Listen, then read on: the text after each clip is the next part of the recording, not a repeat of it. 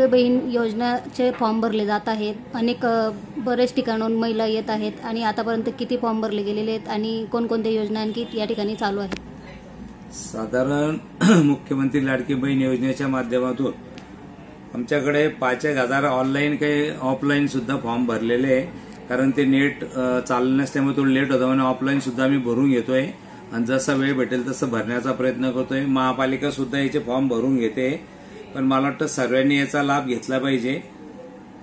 दुसरं, लाडका भाऊ आणि ज्येष्ठ नागरिकांसाठी तीर्थयात्रा, मला वाटतं या सुद्धा योजना मुख्यमंत्र्यांनी दिलेल्या आहे.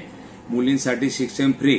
तर मला वाटतं अंत्योदय या समाजातल्या शेवटच्या घटकापर्यंत न्याय देण्याचं काम या सरकारने केलेलं आहे.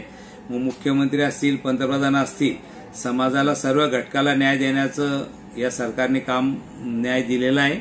म्हणून आपल्या माध्यमातून आवाहन करतो की सर्व आमच्या भगिनींनी, आमच्या बंधूंनी याच्या गोष्टीचा लाभ घ्यावा. ज्येष्ठ नागरिक असतील त्याला तीर्थयात्रेसाठी जाण्यासाठी जी काही मदत लागेल ती आम्ही करू. आमच्या कार्यालयात सुद्धा फॉर्म भरले जात आहेत. काही अडचणी असतील तर त्यांनी संपर्क आमच्याशी साधला तर त्यांना आम्ही 100% मदत करण्याचा प्रयत्न करू. पुन्हा मी या सरकारचं, मुख्यमंत्री, दोघी उपमुख्यमंत्र्यांचं मनपूर्वक अभिनंदन करतो.